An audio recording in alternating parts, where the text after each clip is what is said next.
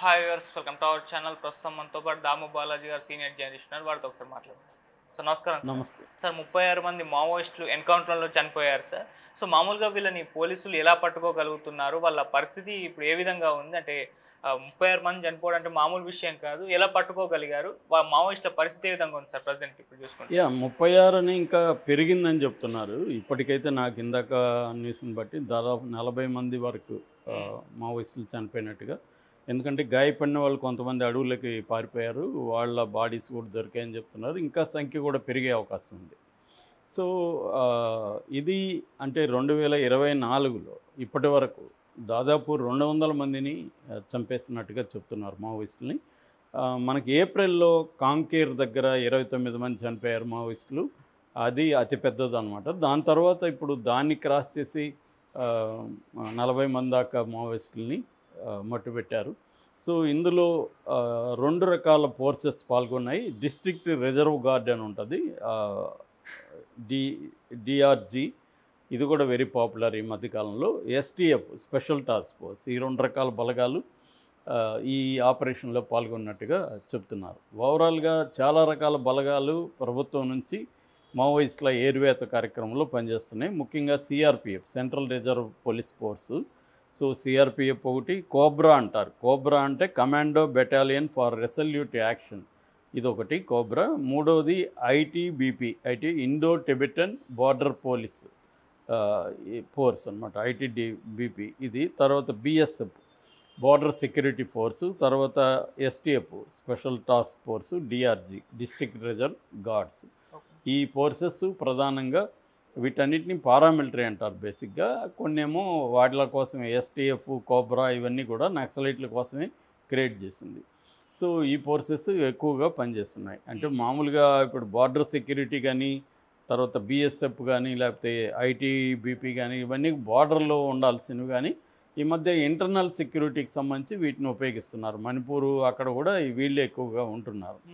So ఈ 200 మంది చంపారు. మొన్ననే సెప్టెంబర్ 3rd వీక్లో అమిత్ షా ఢిల్లీలో కొంతమంది ఛత్తీస్గఢ్ నుంచి మావోయిస్టు బాధితులు వెళ్తే వాళ్ళని కలిశాడు ఆయన, వాళ్ళతో మాట్లాడారు.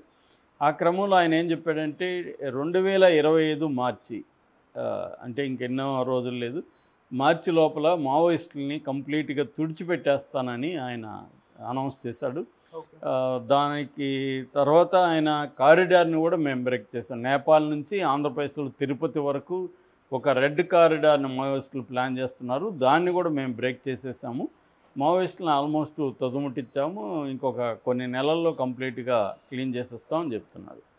ఆయన చెప్పిన కొన్ని రోజులకే ఇంతమందిని చనిపోయడం అనేది ఆశ్చర్యకరంగా ఉంది. ఈ ఇయర్లో నేను ఇందాక చెప్పినట్టుగా ఈ 2 రాష్ట్రాలు ప్రధానంగా ఛత్తీస్గఢ్ అండ్ మహారాష్ట్ర గడ్చిరోలి జిల్లాలో ఎక్కువగా ఉంటారనమాట.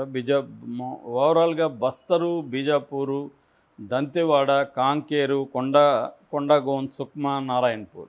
ఇప్పుడు జరిగింది కూడా మనకు దంతెవాడ, నారాయణపూర్ మధ్యలో ఉండే నెందూర్దుల్ అనే ఒక విలేజ్ దగ్గర ఫారెస్ట్లో ఎన్కౌంటర్ జరిగింది. అయితే ఇంతమందిని ఎలా చంపగలిగారు అంటే 2 రకాలు ఉంటాయి ఇక్కడ. నిజంగానే ఎన్కౌంటర్ జరిగిందా, అంటే మావోయిస్టులకి వీళ్ళకి మధ్య కాల్పులు జరిగిందా? నిజంగా జరిగితే మావోయిస్టులు 36 మంది చనిపోయినప్పుడు వీళ్ళలో ఒకరు కూడా ఎందుకు చనిపోలేదు అన్న డౌట్లు అయితే చాలామందికి వస్తాయి. మామూలుగా ఫేస్ టు ఫేస్ ఎన్కౌంటర్ జరిగినప్పుడు మావోయిస్టులు కూడా వెరీ వెల్ ట్రైన్డ్, వాళ్ళ దగ్గర కూడా మోడర్న్ వెపన్స్ వీళ్ళే చెప్తున్నారు. AK-47, తర్వాత ఇంకొన్ని అసాల్ట్ రైఫిల్స్ కూడా దొరికాయని వీళ్ళు చెప్తున్నారు.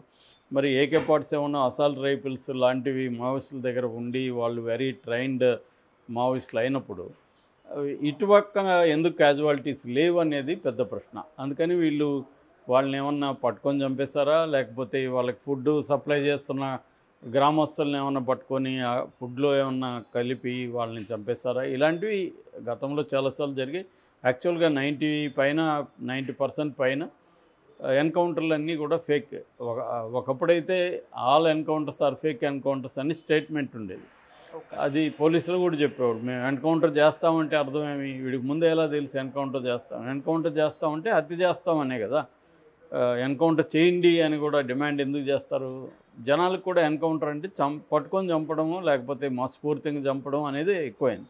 ఈ ఎన్కౌంటర్లో కూడా మనకు అలాంటి డౌట్లు అయితే ఉన్నాయి. ఇంకా మావోయిస్టుల నుంచి స్టేట్మెంట్ రాలేదు. వాళ్ళకి ఇన్ఫర్మేషన్ వాళ్ళ నెట్వర్క్లోకి ఇన్ఫర్మేషన్ వెళ్ళి ఎవరు చనిపోయారు ఇవన్నీ అయినాక వాళ్ళు స్టేట్మెంట్ ఇస్తారు అక్కడ జరిగిన పరిస్థితి ఏంటి. అయితే ఈ స్థాయిలో మరి ఎట్లా దొరికారు? విషం పెట్టారా? ఏదైనా చంపారు. ఎట్లా చంపారు? ఎట్లా దొరికారు అన్నప్పుడు మావోయిస్టు వారోత్సవాలు జరుగుతుంటాయి. అమరవీరుల వారోత్సవాలు ఇలాంటివి జరుగుతుంటాయి. అలాంటివి జరుగుతున్నప్పుడు అది వీళ్ళకి కూడా సమాచారం ఉంది పోలీసులు అంటే స్టేట్కి ఉన్నప్పుడు వీళ్ళు ఎక్కువగా వివిధ జిల్లాల నుంచి ఒక చోటికి చేరుతారన్నమాట. సో మావోయిస్టులు ఎక్కువగా వాళ్ళు ఏంటంటే నడక ద్వారానే ఎక్కువగా ఉంటుంది. గ్రామాల ద్వారా నడక ద్వారా అడవుల్లో వేరే ఎద్దుల బండ్లు కావచ్చు లేకపోతే మోటార్ బైకులు కావచ్చు లేదా స్పెషల్ జీపులను పెట్టుకొని కొన్ని జీపులు అయితే అడవుల్లోకి వెళ్ళగలవు, ట్రాక్టర్లు కావచ్చు, ఇలాంటి రవాణా సాధనాల ద్వారా వెళ్తారు. ఇది వాళ్ళకి తెలిసి బార్డర్లలో వీళ్ళు నిఘా పెంచారని చెప్తున్నారు. సో ఆ బార్డర్లలో వీళ్ళు నిఘా పెంచడం వల్ల వీళ్ళు దొరికారనేది ఒకటి. అయితే ఓవరాల్గా ఇప్పుడు ఎన్కౌంటర్ కాకుండా ఓవరాల్గా ఈ ఇయర్లోనే 200 మందిని చంపేయగలిగారంటే ఓవరాల్గా తీసుకున్నప్పుడు ఒక డేటా ప్రకారం ఎవ్రీ 2 డేస్కి ఒక మావోయిస్ట్ చనిపోతున్నాడు. సో ఇది పెద్ద స్థాయిలో స్టేట్ సక్సెస్ అవుతాయి, మావోయిస్టులు ఫెయిల్ అవుతున్నట్టుగా మనకి కనబడుతుంది. దీనికి కారణాలు చాలా ఉండొచ్చు. నేను కొన్ని మాత్రమే బేసిక్గా చెప్తాను. అదేంటంటే ఒకటి వీళ్ళ ప్రజెన్స్ అనేది బాగా పెరిగింది. ఏది ఈ పారామిలిటరీ ఫోర్సెస్ ప్రజెన్స్ అనేది పెరిగింది. మామూలుగా ఎవ్రీ ఇయర్ 16-17 క్యాంపుల్ని నిర్మిస్తూ ఉంటారు అడవిలో వీళ్ళు. కానీ ఈ ఇయర్లో 32 క్యాంప్స్ని వీళ్ళు అక్కడ ఎస్టాబ్లిష్ చేశారు అడవుల లోపల. అంటే వీళ్ళు నెంబర్ ఆఫ్ క్యాంప్స్ అనేవి పెరిగాయి అన్నమాట. క్యాంపు ఉండడం ద్వారా ఏమవుతుందంటే లోతట్టు అడవుల్లో వీళ్ళు ఈజీగా అక్కడికి వెళ్ళగలుగుతారు లోపలికి. అక్కడ ఒక బేస్ ఉంటుంది వీళ్ళకి, అక్కడ లాజిస్టిక్స్ అన్నీ ఉంటాయి. అట్లాగే జంగిల్ వార్ఫేర్లో ట్రైనింగ్ క్యాంప్స్ కూడా బాగా పెరిగాయి. ఇంతకుముందు జంగిల్ వార్ఫేర్లో క్యాంప్స్ ఉండేవి కాదు. మామూలుగా మన పోలీసులు జంగిల్లోకి వెళ్ళి ఫైట్ చేయడం అనేది వెరీ డిఫికల్టీ. ఎందుకంటే అక్కడ టెర్రైన్ వెరీ డిఫికల్ట్ ఉంటుంది. అక్కడ ఏ పరిస్థితులకైనా రెడీగా ఉండే ఒక మా లైఫ్ స్టైల్కి వీళ్ళు వెళ్ళాలి. అది జంగిల్ వార్ఫేర్లో ట్రైనింగ్ అనేది వీళ్ళకి బాగా పెరిగింది. ఇది ఫోర్సెస్కి సంబంధించి. ఇక సర్వైలెన్స్ అంటే మావోయిస్టుల మీద నిఘా పెట్టే టెక్నికల్ ఎఫిషియన్సీ అనేది స్టేట్కి బాగా పెరిగింది. నేను వింటున్నది ఏముందంటే మావోయిస్టులు వాడే గన్లలో కూడా పోలీసులు లేదా ఈ ఇంటెలిజెన్స్ వాళ్ళు సీక్రెట్గా చిన్న చిప్స్ పెట్టేస్తున్నారు. జీపీఎస్ ట్రాకర్ చిప్స్ అవి పెట్టేస్తున్నారు అనేది కూడా విన్నాను. అంటే మావోయిస్టులు ఎక్కడి నుంచి ప్రధానమైన గన్స్ 2 రకాలుగా మావోయిస్టులు సంపాదించుకుంటారు. ఒకటి పోలీసుల మీద లేకపోతే ఈ పారామిలిటరీ మీద దాడి చేసి వాళ్ళ గన్స్ తీసుకెళ్తారు. 2 గన్ రన్నర్స్ అంటారు, అంటే గన్ స్మగ్లర్స్ దగ్గర కొనుక్కుంటారు. ఈ 2 మెథడ్లో మావోయిస్టులు కొన్ని గ్రెనేడు నాటు తుపాకీ లాంటివి వాళ్ళే కూడా తయారు చేసుకునే కొన్ని చోట్ల పరిస్థితి ఉంటుంది. ఏదేమైనా ఓవరాల్గా బల్క్గా మంచి వెపన్స్ అయితే ఇక్కడ ఉంటారు. ఎట్లాగైతే మనకి లెబనాన్లో ఇజ్రాయిల్ ఇంటెలిజెన్స్ వాళ్ళు లెబనాన్ సెల్ ఫోన్లలో లేకపోతే పేజర్లలో వాకీటాకీలలో తమ అవి పేలుడు పదార్థాలు పెట్టి పేల్చేశారు. వీళ్ళు కూడా ఈ గన్స్లో చిన్న చిప్పు పెట్టి ఈ గన్ రన్నర్లను వీళ్ళు పట్టుకొని వాళ్ళు మీరు అమ్మండి, బట్ మేము చెప్పినట్టుగా అమ్మండి అని చెప్పి వీళ్ళు చిన్న చిప్పు పెట్టేసి అమ్మేశారని వాళ్ళకి వెళ్ళిపోయినాయని. అట్లాగే వీళ్ళు వాడే ఈ ఫోర్సెస్ వాడే గన్స్లో కూడా ఇవన్నీ పెడుతున్నారు. అవి ఎప్పుడైనా వాళ్ళు తీసుకెళ్తే వాళ్ళని ట్రాక్ చేయడం సులభం అని. అది కానీ నిజమైతే మాత్రం చాలా ఈజీగా మావోయిస్టులని ట్రాక్ చేసేయచ్చు. రెండవది డ్రోన్స్ ఎక్కువ వాడుతున్నారు. మావోయిస్టులో ఉన్న ఏరియాలో డ్రోన్స్ వాడుతున్నారు. ఆ డ్రోన్స్ కొన్ని కనబడవు కూడా కంటికి. అంత హై స్థాయి drones military level grade drones వాడితే మనకి కనబడని దూరంలో ఉండి కూడా అవి ఇది చేస్తాయి. ఐ ఇన్ ద స్కై అనే సినిమాలో మనకి డీటెయిల్గా చూపిస్తాడు ఈ మెకానిజం అంతా. వీడియోలు కూడా బోల్డ్ వీడియోలు ఉన్నాయి. నేను ఏఐ అల్లి అని ఒకటి ఉంది, ఇంట్రెస్టింగ్ ఇంజనీరింగ్ అని కొన్ని సైట్లు ఉన్నాయి. అవి డీటెయిల్గా మనకు మిలిటరీ డ్రోన్స్ ఎలా పనిచేస్తాయి ఇవన్నీ కూడా చూడొచ్చు మనం. అట్లాగే వీళ్ళు కూడా ఇప్పుడు అండ్ మిలిటరీ డ్రోన్స్, ఎందుకంటే మనకు డ్రోన్స్ ఎక్కువ సప్లై చేస్తున్నది కూడా ఇజ్రాయిలే అంటున్నారు. సో ఇటువంటి డ్రోన్స్ వాడడం ద్వారా మావోయిస్టుల కదలికలు అనేవి కూడా ఈజీగా పసిగట్టేయచ్చు. యాక్చువల్గా స్కై నుంచి కూడా, ఆకాశం నుంచి కూడా బాంబులు వేసి చంపేయడం ఈజీనే, కానీ ప్రజలు ఎక్కువ మంది చనిపోయే అవకాశాలు ఉంటాయి కాబట్టి ఆ పనికి గవర్నమెంట్ వెళ్ళట్లేదు.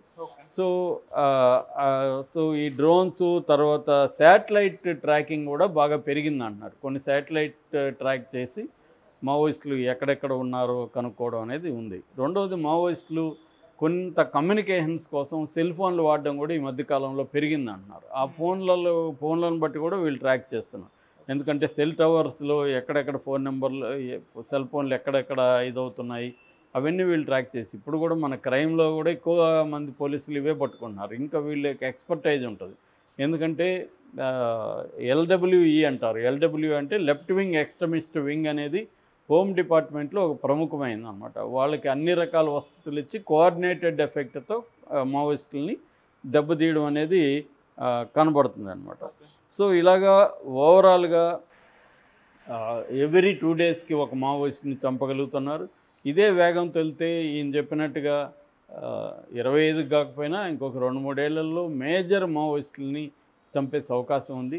అది జరిగితే మాత్రం మళ్ళీ మావోయిస్ట్ మూవ్మెంట్ డెవలప్ కావడానికి చాలా కష్టమవుతుంది. ఎందుకంటే మావోయిస్టులు ఉన్నదే ఇప్పుడు ఎక్కడ, మొత్తం 500 రకాల ట్రైబ్స్ ఉన్నాయి మన ఇండియాలో. అందులో ఒక 50 రకాల ట్రైబ్స్ PBT గ్రూప్స్ అంటారు. అంటే primitive vulnerable tribal groups, PBT groups అంటారు. ఈ 50 రకాల PBT గ్రూప్స్ ఉన్న చోట మావోయిస్టులు ఉన్నారు. మిగతా ట్రైబల్ డెవలప్డ్ ఏరియాస్లో, ట్రైబల్స్లో కూడా వీళ్ళు లేరు, ఎక్కడా లేరు వీళ్ళు. సో కాబట్టి మావోయిస్టులు ఆల్రెడీ వాళ్ళ పని విధానం కావచ్చు, వాళ్ళ పాతకాలపు మెథడ్స్ కావచ్చు, రిక్రూట్మెంట్ బయట నుంచి, ఎడ్యుకేటెడ్ వర్గాల నుంచి రిక్రూట్మెంట్ ఆగిపోవడం, నగరాల్లో వివిధ సెక్షన్లో మావోయిస్టు మూమెంట్, సింపథెటిక్ మూమెంట్ గతంలో లాగా లేకపోవడం, వీటన్నిటి వల్ల సబ్జెక్టివ్ రీజన్స్తో వాళ్ళు ఆల్రెడీ వీక్ అయినారు. సో వీక్ అయిన వాళ్ళని గట్టిగా అనుకుంటే ఇవాళ ఇండియన్ స్టేట్ లాంటి ఇంత పెద్ద స్టేట్కి వాళ్ళని ఏరేయడం అయితే పెద్ద విషయం అయితే కాదు. సో కాబట్టి నాకు తెలిసి ఇంకొక మ్యాక్సిమం ఒక 5 ఏళ్లలో మావోయిస్ట్ మూమెంట్ దాదాపు, అంటే కంప్లీట్గా వెళ్ళిపోతుందని నేను చెప్పను, దాదాపు అయితే వాళ్ళు వాషౌట్ అయితే అయిపోయే అవకాశాలు కనిపిస్తున్నాయి. Okay sir, thank you so much.